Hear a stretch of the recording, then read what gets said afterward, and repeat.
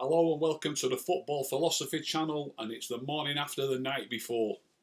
Last night at Old Trafford, for me, United were embarrassed, to be honest. Manchester United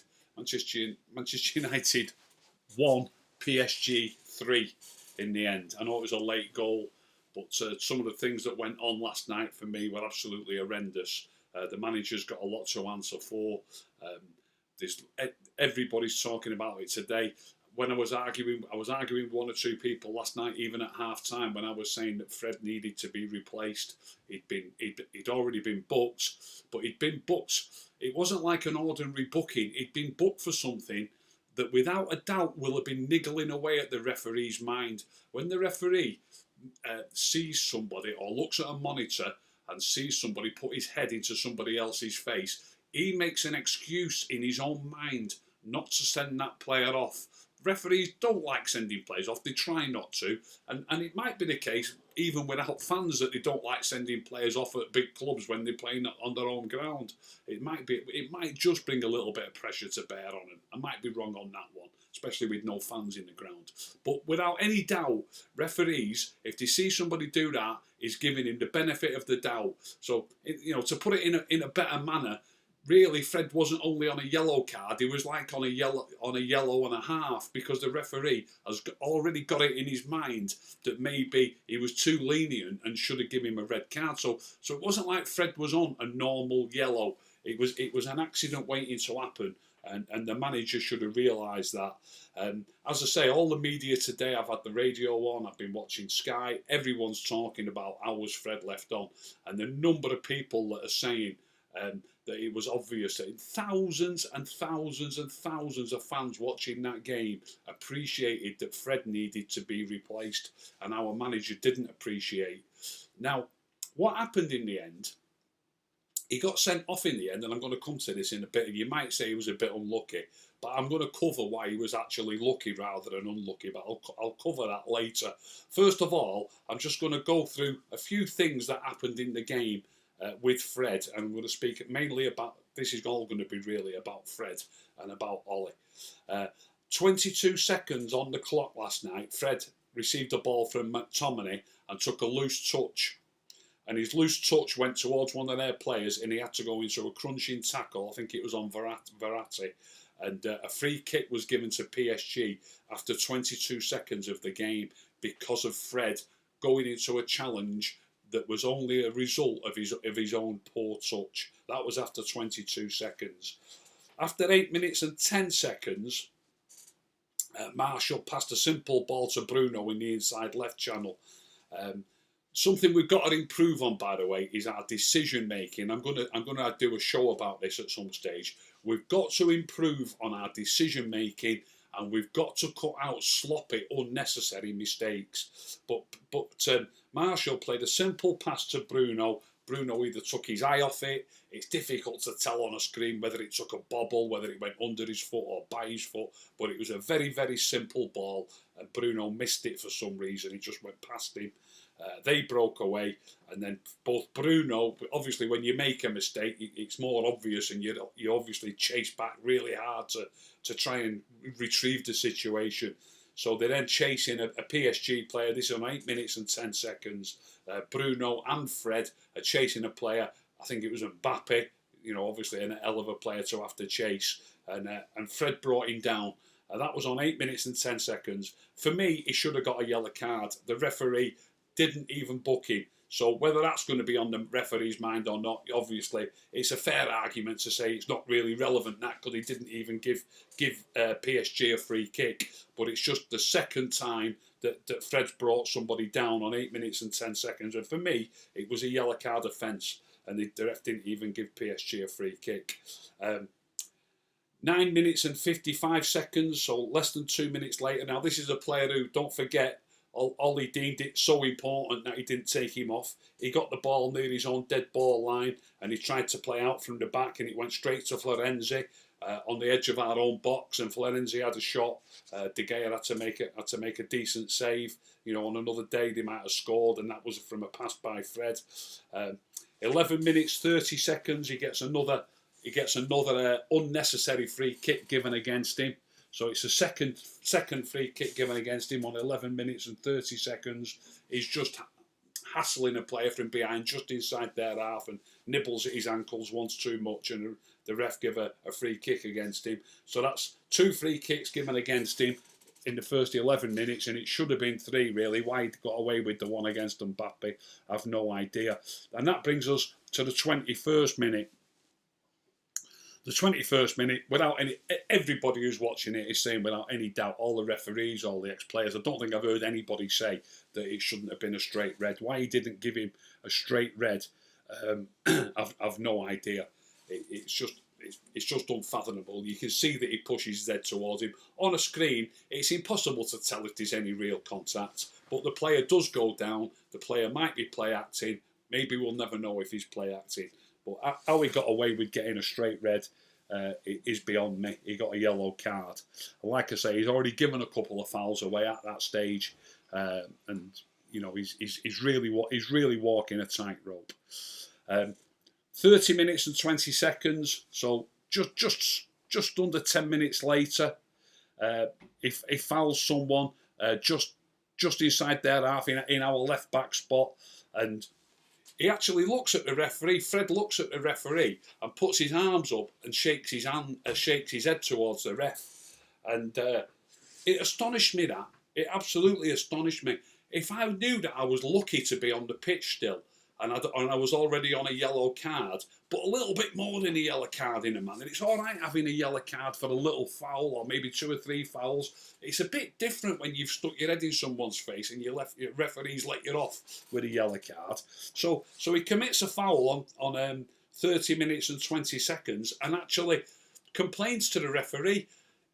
If that was me or if I was his manager, I'd be saying, just keep your head down. Just get back into position. Don't be complaining to the referee when he's giving you you never know, the ref could just go, right, that's it, I've had enough of you, off you go. So that was, he got away with that really. Complaining to the ref, having done another foul, having already been on a stupid yellow that was so lucky. 36 minutes and 40 seconds, only 5 minutes later. Now, on 30 minutes and 20 seconds when he made a foul while he was already on a yellow, my heart, I'm just a fan. My heart was in my mouth. I was thinking we're going to be down to 10 men here before we know it. Is Ole Gunnar Solskjaer sat in the stand watching that game and not having the same feelings that I'm feeling? I just don't get that. Was Ole, when Fred made a foul on 30 minutes and 20 seconds, 10 minutes after he's got his yellow, was he not thinking, better get Fred off, it's looking dodgy this, we're going to end up with 10 men. That's what I was thinking. That's on 30 minutes. I mean, I thought it when he got the yellow, but, to do another foul within 10 minutes, you've got to be wary of the situation. And was Ollie watching that and not thinking like that? I don't get that. But then, on 36 minutes and 40 seconds, so 5 minutes later, he goes into another challenge just inside United's half. And when you're watching it live, and particularly when you're sat in the stand and you're 40 or 50 yards away, it's difficult to tell exactly what happens, but it's a crunching challenge between 2 players. And the referee got his card out. Now, watching it live on the TV, and I'm sure it was the same in the stand, I couldn't tell who committed the foul. I didn't know which way that yellow was going to go. That yellow went to the PSG player. If it would have gone to Fred, we'd have been down to 10 men after 36 minutes. When that card came out, my heart was in my mouth. Was all his heart again not in his mouth? Was he not thinking, wow, we better get Fred off? Now, as it happened, he booked the PSG player. Now, if I was actually saying all this to Ollie might say to me, oh, I could see clearly that it wasn't a foul by Fred, so my heart wasn't in my mouth, so it wasn't a problem. But I've got to say this. First of all, he's on that park. He's on, like we said, he's sort of on a yellow and a half, let's call it, as opposed to a yellow. And the referee might make a mistake. You've got to have that in your mind. First of all, the referee could make a mistake. So it doesn't really matter whether you've looked at it. It's a crunching tackle. It's Fred's job to make tackles. So at that moment on 30 minutes, you've got to think to yourself, he might not see the game out here if I leave him on the field. even though it might not be his fault in the end. It might be an unlucky yellow that he gets, but it's his job to make tackles, and he's already going to be on the referee's radar.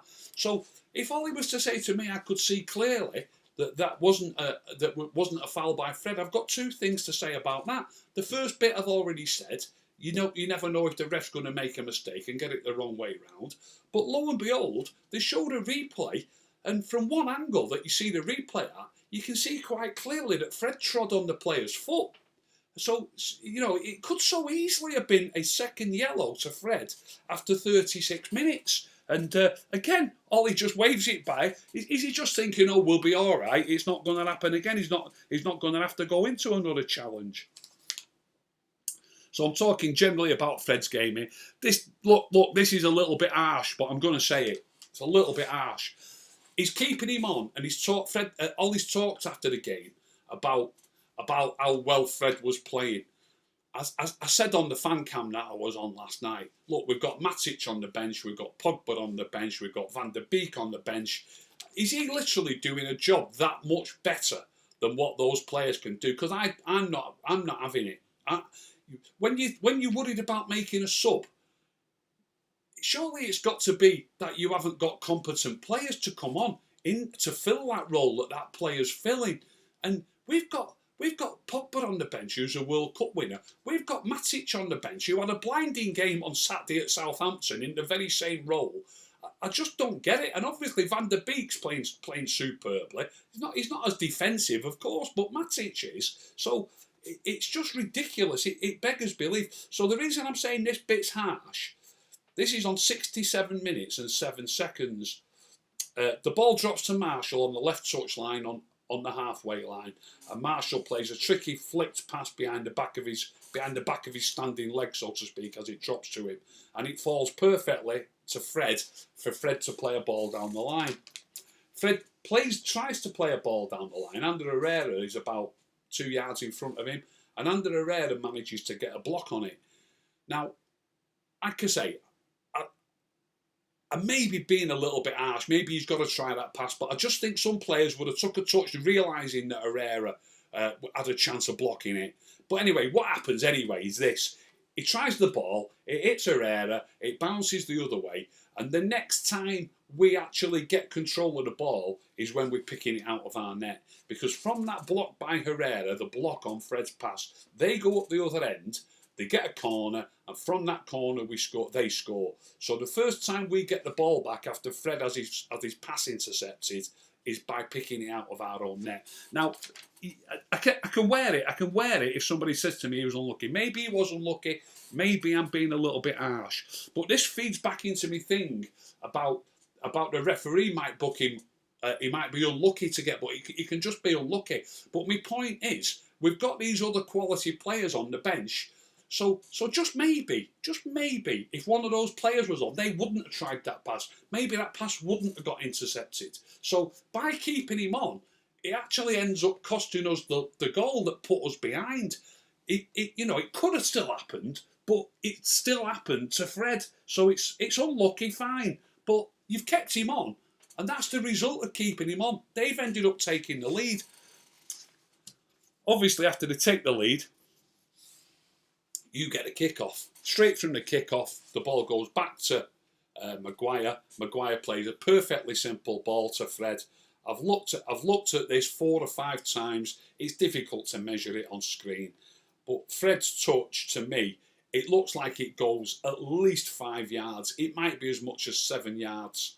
He takes a touch. When I used to play Sunday League football, when we used to talk about a player who we didn't think much of, we always used to describe him as his second touch is usually a tackle. In other words, he doesn't control the ball well enough. He's not good enough because every time he gets the ball, he's got to go and try and win it back again because he gives it away so often by having such a poor touch. So Fred, on 69 minutes and 40 seconds, takes a poor touch, goes into another challenge, gets a yellow card. You might say slightly unlucky. He did get the ball. He was unlucky at that precise second of that challenge because he did get the ball. But how unlucky was it? I've written these down to remember them all. He was astonishingly lucky not to get a straight red in the first place. He fouled someone 10 minutes later and made a slight, it wasn't a big complaint, but he still threw his arms up and looked at the ref and said something. So he was slightly lucky not to be off 10 minutes after he should have already had a red. So he could have been off twice already. Then a few minutes later, he steps on somebody's foot, and for me, the referee booked the wrong man. So he could have been off again. That's the third possible time that he could have been sent off. And then at half-time, maybe before half-time actually, but certainly at half-time, his manager should have taken him off. There's 4 possibilities there where he could have been taken off. So how unlucky is he? Is he unlucky to be sent off after 70 minutes when he should have been, not should have been, but he could so easily have been sent off 3 times before that, and he could so easily, or should really, well definitely, he should have been taken off by his manager. So how unlucky was he? Now, I'd also like to add that his very first touch of the game on 22 seconds, his second touch was a tackle. And then on his last touch of the ball, on 69 minutes and 40 seconds, his second touch was a tackle. So is he unlucky that his touch is so bad as well? Because that's not unlucky to me. So that's it. That's me rant on Fred last night. Onto a few things that were said after the game. I'll do it in order that they came on. Scholes was on screen first. Just a quick one that Scholes said. Scholes said, we've got Leipzig at their place. We need a point. It's not going to be easy, but you'd expect them to get it. You'd expect them to get it. I'm not sure I agree with that, Paul. If I was a Leipzig fan, I'd be thinking, because that's what Scholes is now, by the way. He's a United supporter who comments on the telly. I know he's an ex-player, and I've never seen a better footballer in my life than Paul Scholes. But he should know better than that. I would expect them to get it. It's not the attitude I hope it's not the attitude that they go there with, thinking that they expect to get a point there. Leipzig are a top side. We might have beaten 5-0 at Old Trafford. They threw caution to the wind when we were 1-0 up. And for the first 70 minutes, we were 1-0 up. We could easily have been down. They're a top side. Like I say, if I was a Leipzig fan, I would also be thinking to myself that, all we've got to do now is beat Man United at home and we're through. It's equally the same. So I wouldn't agree with him that I'd expect them. Of course, we've got a chance. And I'm desperate for us to do it. We have definitely got a chance. But expecting them to do it isn't right, and it's the wrong attitude. I hope the players haven't got that attitude. So that was Scholes straight after the game, and then Ollie came on. Some of the things that Ollie said disturbed me. When you see the team sheets and the quality of the attacking players on there, you think to yourself there might be goals in this game. And I don't think anyone would be disappointed, he said. Disappointed? I was absolutely devastated. Disappointed? I was devastated, Ollie. Now, it's Ollie's... Look, Manchester United, we've got to play attacking football. We've got to score goals. We've got to entertain fans. But there's a time and a place. In a game where a 0-0 draw, I'm not saying you park the bus. I'm saying you play sensibly. You want a game to be a bit cagey. You want a game of few chances.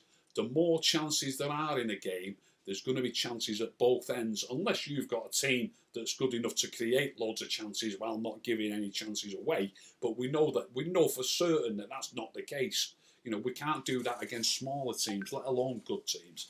So for him to say that when you see the team sheets, you think there's going to be goals in this game, it's completely the wrong attitude. It's a great attitude for a commentator. It's brilliant for somebody who's there as a neutral watching the game. And it's probably pretty good for PSG. PSG, think of it from their angle. They want loads of goals in that game. They know. It's like when we went to PSG. We knew before we went to PSG and we won. We had to win by 2 clear goals, didn't we? And we won 3-1. We'd lost 2-0 in the first leg. We knew going there that we wanted a game with plenty of goals in it. So make no mistake, PSG have come to Old Trafford knowing that they want a game with plenty of goals in it. They'll have been over the moon that we played so many attacking players. They'll have been absolutely over the moon. And Ollie added, There was chances for both teams. Of course, there were chances for both teams. The game was too expansive. It wasn't cagey enough. Like I've said, I'm not saying park the bus. I'm not saying that. We needed to get a couple more players who were more defensive minded and just have, at the maximum, we should have had 2 players who were more attack minded in that game. We had Rashford, we had Cavani, we had Marshall, and we had Bruno all starting. It's just too many players who are not thinking about being behind the ball when they've got the ball, or not thinking about it quickly enough, or doing it under duress, if you like, rather than actually wanting to be behind the ball. It was too expansive. And I said this on Twitter before the game. I was concerned about the team. It was too. The lineup was too adventurous, and it proved to be. You know, I wasn't wrong. You can say all you want. We missed this chance and we missed that chance, but so did they. They had other chances. And it's just too open. As I said, there's too many chances in the game. It's exactly the sort of game that PSG wanted. So I don't agree with Ollie saying that one little bit. I have got to add, by the way, tiny little bit of credit to Ollie. I'm glad he didn't say that he hadn't seen the incident with Fred yet, because a lot of managers come on and say, I've not seen it yet. He did say that Fred was lucky to stay on the pitch. You know, for instance, having said that, although I'm giving him credit for admitting that, if he thinks he was lucky to stay on the pitch, he's got to understand he's an ex-player who's played hundreds of professional football games. He's got to understand that the referee is going to have his card marked. I've seen somebody say on Twitter today, yeah, but the ref's already looked at the screen and decided that it wasn't a red card. He has looked at the screen, but you've got to understand that the referee himself, you've got to realise that referee's bottled it, and in a deep down, the referee knows that he's bottled it. So you've got to think like that, and the referee is going to send him off, give him half a chance, and he could have done it. He could have done it earlier. Ollie was asked, did you think of taking him off at half time? He said yes. But Fred has played really well. Didn't Matic play really well on Saturday at Southampton? Didn't Van der Beek play really well on Saturday at Southampton? And then Ollie added at the end, the second yellow isn't a yellow. That's not the point, Ollie. It really isn't the point. If I'd have had a chance to speak to you at half time yesterday, or even before half time, I'd be saying to you, doesn't matter. I know it can be lucky. I know it can be unlucky. Or he could have deliberately handled the ball. You know, anything can happen in a game. You can be unlucky to get a yellow card. Let's remove that possibility. Especially, that yellow card was after 21 minutes. You've got a defensive-minded midfield player who's on there to make tackles, and he's got 70 minutes to survive. Should have took him off in the first half, Ollie. Let alone half time. I'm absolutely devastated. Sorry about the negativity. Anybody who didn't like that. If you did enjoy that show, please subscribe. Please tell all your friends. If you didn't enjoy it, don't tell anyone. Keep stum.